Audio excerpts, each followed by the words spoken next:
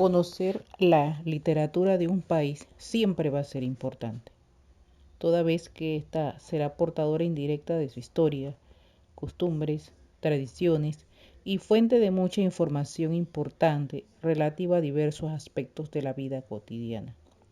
Entendemos entonces por literatura panameña todas aquellas obras escritas en nuestro istmo a partir del periodo de la colonia hacia acá. Sabemos que este tipo de literatura no fue abundante y generalmente fue imitación de la literatura europea. Sin embargo, nosotros podemos hablar de una literatura de carácter oral. Esta literatura de carácter oral y también tradicional es el resultado, por una parte, de que el hombre necesitaba obtener respuestas a ciertas inquietudes que tenía y por ello empezó a crear hechos e historias para explicar todo aquello que él no lograba comprender. Estas explicaciones, transmitidas oralmente, han dado vida a varios tipos de manifestaciones literarias orales, como los mitos, las leyendas, los cuentos. Por otro lado, no podemos dejar de señalar que la herencia de la musical de los españoles, de los hombres de los hombres de color y otras culturas se fueron uniendo para crear manifestaciones orales como la décima, las coplas y el tamborito. Bien, vamos a pasar entonces nosotros a estudiar esas manifestaciones orales que, como sabemos, por ser orales, fueron pasando de generación en generación y que hoy se mantienen vivas gracias a que algunos escritores las han compilado, las han recogido en diversos libros y se ha mantenido viva a través de la escritura toda esta riqueza de literatura oral. Bien, vamos a observar en primer lugar a los mitos. Nos preguntamos entonces, ¿qué es un mito? Un mito es un relato que refiere a acontecimientos prodigiosos, protagonizados por seres sobrenaturales o extraordinarios, tales como dioses, semidioses, héroes o monstruos. Panamá también tiene sus mitos. Entre estos mitos nosotros tenemos aquí, por ejemplo, la tepesa, la pavita de tierra, el chivato, la cilampa. Aquí brevemente vamos a tratar de mencionar una muestra de lo que es el mito denominado el chivato. El chivato es el mismo demonio. Es un ser que tiene cuerpo de hombre, pero tiene patas de chivo. En su cabeza unos enormes cuernos de chivo macho. Quizás de ahí su nombre. También dice que se aparece como quiere en cualquier camino, como cualquier animal o persona. Despide un fuerte olor a azufre.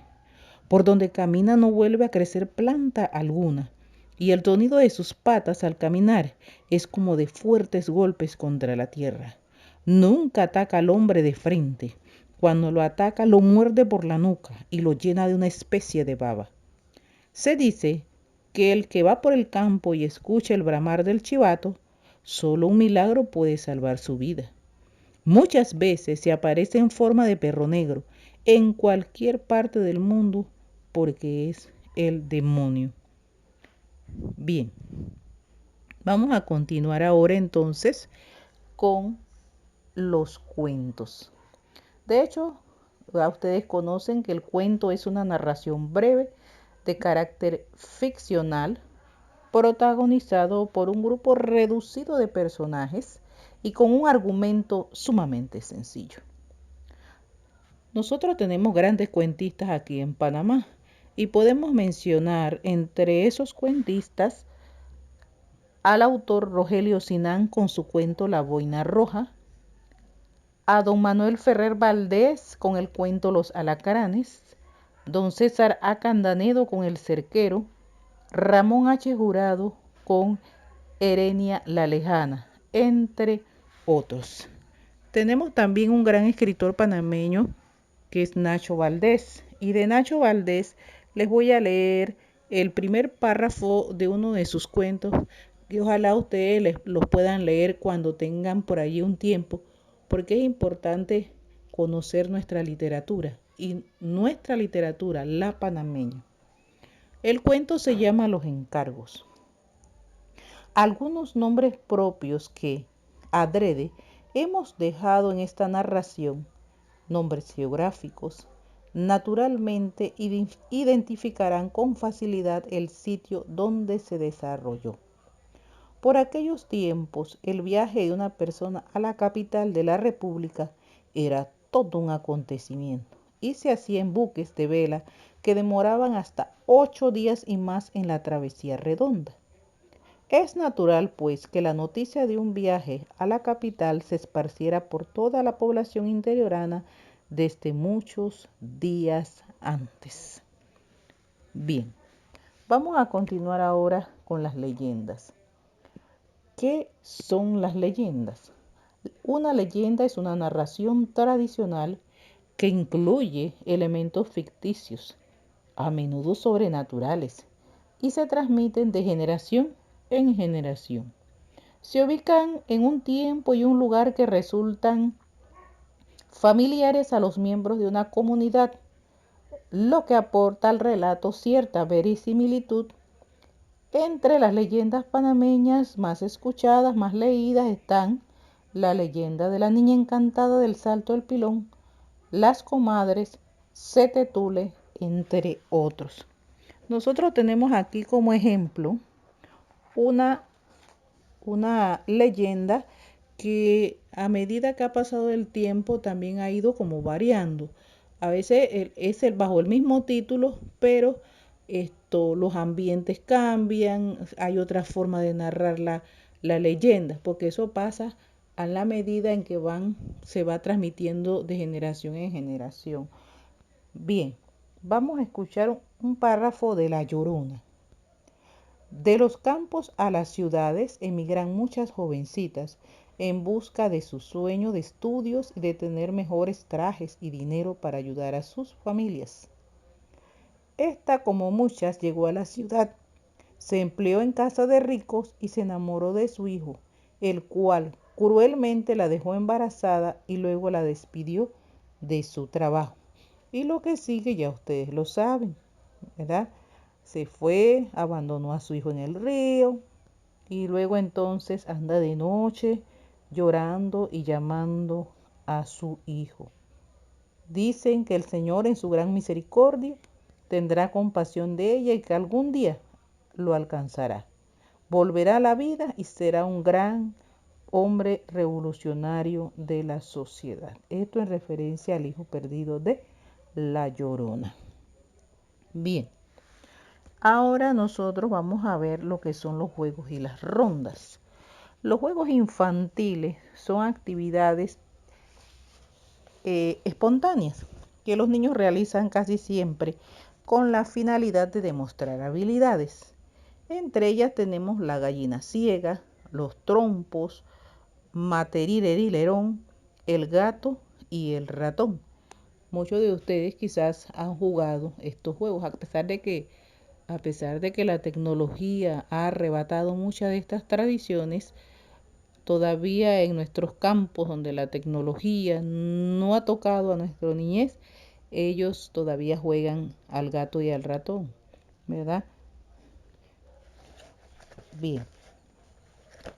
Tenemos también que las rondas infantiles van a ser juegos colectivos de los niños. También se transmiten por tradición.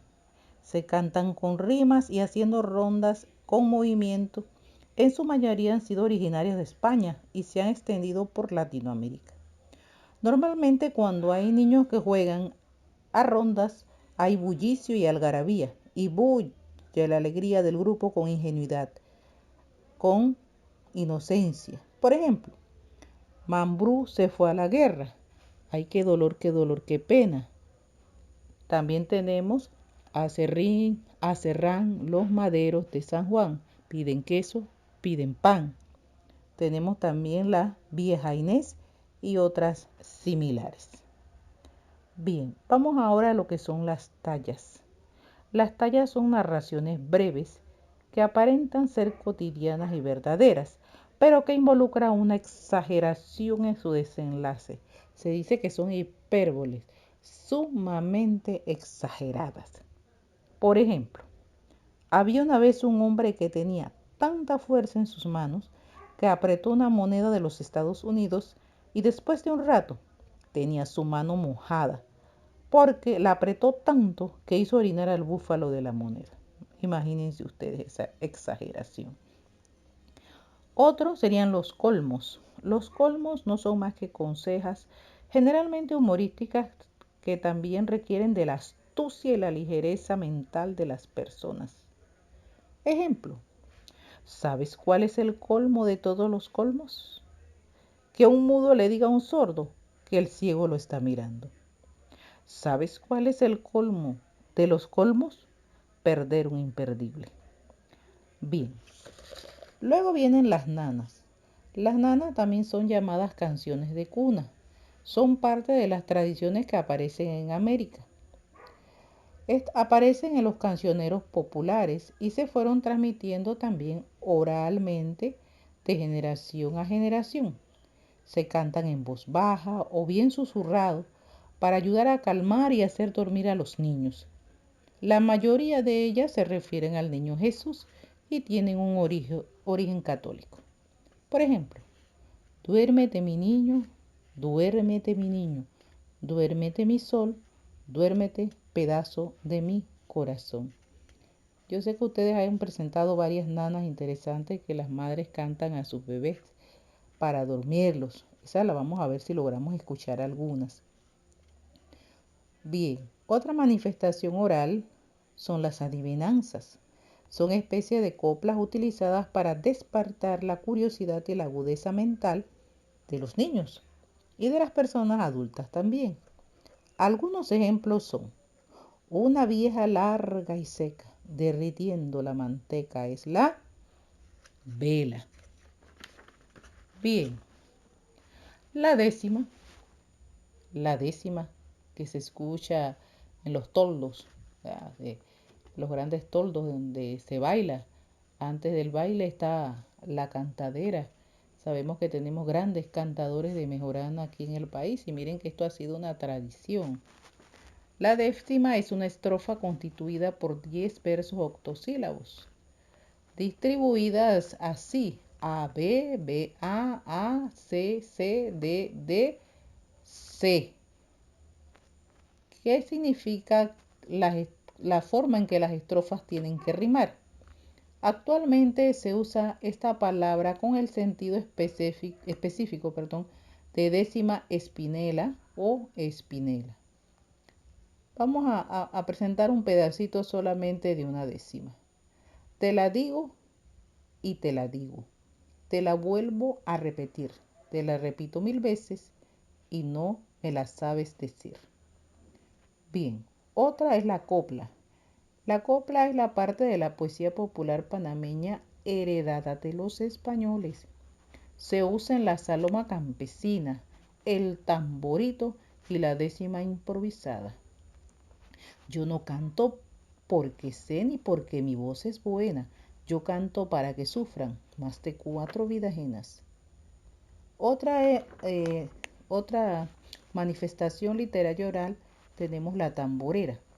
La tamborera es un género musical creada por el gran músico panameño Ricardo Fábrega durante la primera mitad del siglo XX, nacido del tamborito y la cumbia panameña, mezclado con el son y danzón cubano, cuyo objetivo era identificar cada uno de los sectores geográficos del país con propósito de integrarlos a su devoción por las instituciones raizales de la identidad cultural propia del panameño.